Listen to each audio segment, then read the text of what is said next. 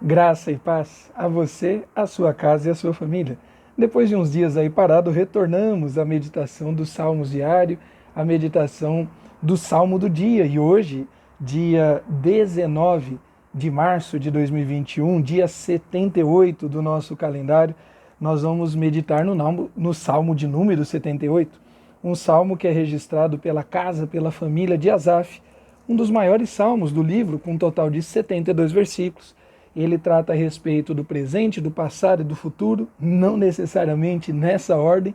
Nós vamos verificar que o autor, ele antes de falar dos registros do presente do povo, ele faz uma lembrança, uma promessa, um direcionamento para o futuro.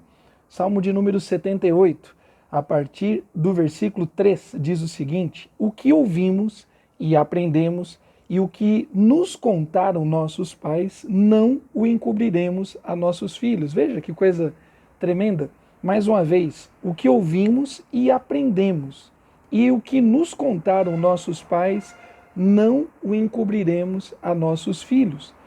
Contaremos à vindoura geração os louvores do Senhor e o seu poder e as suas maravilhas.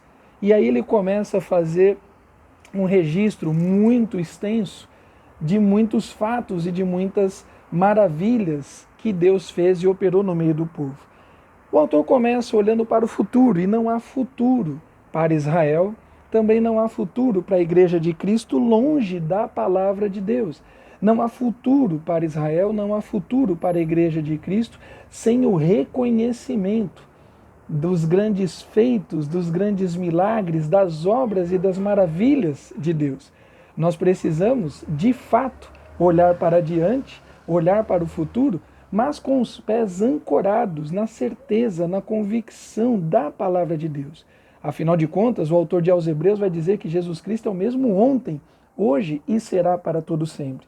E por que esse salmo é tão extenso? Aqui o autor ele começa apontando para o futuro. Aquilo que nós recebemos dos nossos pais deve ser multiplicado, deve ser contado. A tradição oral do povo judeu é uma coisa reconhecida na historiografia. A tradição oral, a passagem, e também lembramos da própria lei de Moisés, quando vai dizer que deveria ser falado ao sentar, ao levantar, à mesa, a palavra de Deus deveria estar no frontal da testa, deveria estar como lembrança no braço direito, deveria ser inculcada aos filhos. E aqui o autor do Salmo de número 78, ele faz exatamente esta recomendação.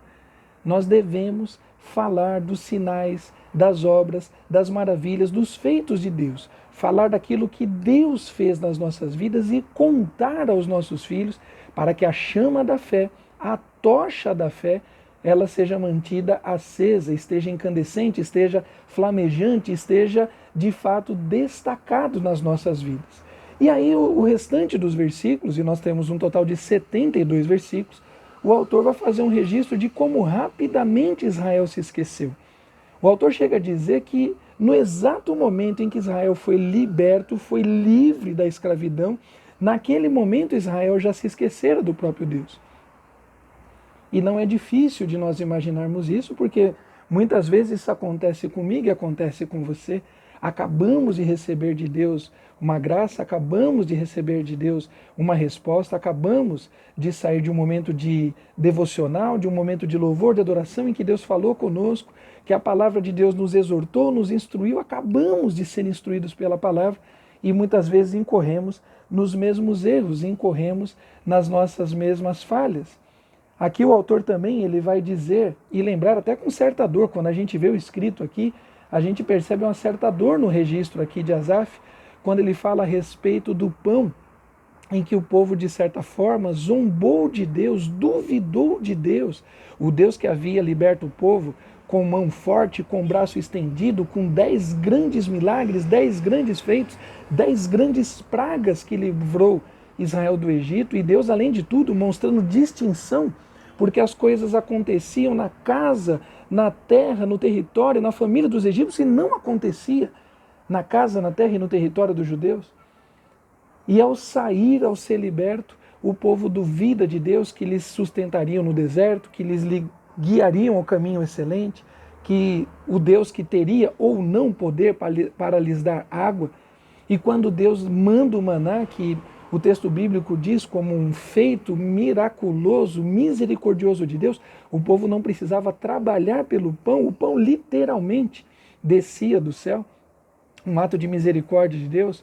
Esse maná, o pão que desce do céu, o Senhor Jesus utiliza como metáfora no Novo Testamento para dizer que Ele é o pão de Deus, Ele é o pão que desce do céu, Ele é o pão da vida. Mas esse maná, que foi dado de presente ao povo para sustentar, ele foi refutado. O povo reclamou e disse que o maná não era bom, e disse que estava enjoado do maná e pediu a Deus carne. E o texto registra que quando Deus enviou carne de maneira gananciosa, de maneira com alto nível de glutonaria, de uma maneira exacerbada, eles estavam comendo e com as carnes ainda entre os dentes reclamando. E Deus enviou um castigo que boa parte daqueles glutões morreram. Então o autor ele começa apontando para o futuro, mas não existe futuro se nós desconsiderarmos o passado, desconsiderarmos o que Deus fez por nós na cruz. É certo que há grandes coisas, existe um cântico que diz, né, grandes coisas estão por vir, e sim, nós cremos na volta de Jesus, e não há ato maior, mais grandioso na fé cristã do que a volta de Jesus, e por isso cantamos, grandes coisas estão por vir, a promessa última da volta de Cristo Jesus, o reencontro do noivo com a sua noiva, do Cristo com a sua igreja, o cumprimento final da promessa. Mas apesar de olharmos adiante, precisamos, mais uma vez, estar com os pés ancorados, sustentados nas promessas e na palavra de Deus. E por isso que o autor começa relembrando o que foi feito no passado. O que foi feito por Deus, grandes obras, grandes feitos, atos de amor, atos de misericórdia, mas também o que foi feito pelo povo. E aí vale a pena eu e você, vez por outra, fazermos exercícios. E talvez esses exercícios precisem ser diários, todos os dias, antes de dormir. Precisamos fazer uma visita ao nosso dia, nos arrependermos, confessar os nossos pecados e alinharmos mais uma vez as nossas vidas diante do altar de graça do Senhor. Por isso que o autor, João, em uma das cartas às 7 igrejas, a igreja de Éfeso, ele vai dizer, lembra-te, pois, de onde caíste e arrepende-te. E talvez este salmo seja para trazer à memória a incredulidade, para trazer à memória o desperdício, para trazer à memória a infidelidade, para que o povo se arrependesse. O salmo não tem apenas um objetivo de lançar no rosto, de lançar na cara de Israel, não. A palavra de Deus, ela nos lembra quem nós somos para dizer o Deus que nos criou e o que Ele quer fazer de nós, o que Ele quer nos transformar, aonde nós estávamos, para onde Deus quer nos levar. Nós que estávamos perdidos no lamaçal do pecado, nós que estávamos condenados à perdição, nós que estávamos no reino das trevas e fomos transportados para o reino do Filho, fomos transportados para o reino eterno, fomos transportados para a presença graciosa de Deus.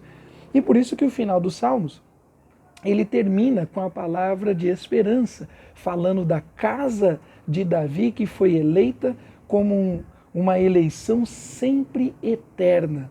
E nós sabemos que Davi morreu, que Salomão morreu, que os filhos, todos os descendentes do reinado de Davi morreram. Sabemos que hoje não existe um reino, uma monarquia davídica. Então não era de Davi, o ser humano, que o texto está se referindo, mas fala de uma promessa maior, daquele que descende humanamente de Davi, mas que excede Davi, porque é o autor da história, porque estava no princípio da criação, porque todas as coisas dependem dele e sem ele nada do que foi feito seria. O Salmo termina com uma fala de esperança para a volta de Cristo Jesus, sim, porque o reino que foi constituído, o reino que é sempre eterno, o reino que é durável, o reino que é ilimitável, é o reino de Cristo Jesus. Um salmo extenso, 72 versículos, que aponta para o futuro, mas que está ancorado nas promessas, na palavra de Deus que se cumpre, na palavra de Deus que não volta vazia. Todas as promessas de Deus se cumpriram até hoje e nada há que possa impedir do Senhor cumprir a sua palavra. Creia nisso, anuncie isso, como o Salmo diz nos primeiros versículos, aquilo que recebemos dos nossos pais. E talvez, se não recebemos dos pais humanos, temos recebido do nosso Pai Celeste, temos recebido da palavra de Deus. Aquilo que dele temos visto e ouvido, disse Pedro ao Sinédrio, quando o Sinédrio quis que Pedro parasse de falar do nome de Jesus, ele vai dizer: julgai vós isso, se é lícito, se é mais correto, se é mais coerente, obedecer a vós homens, ou dar ouvidos à voz de Deus, porque não podemos nos calar, não podemos deixar de falar daquilo que temos visto, daquilo que temos ouvido, daquilo que temos vivido. Precisamos sim viver o dia de hoje, mas com um olhar na eternidade, anunciando as obras e maravilhas do Senhor, e entre elas nós anunciamos a sua volta. Maranata, vem Senhor Jesus. Que Deus abençoe a você, a sua casa e a sua família, em nome de Jesus.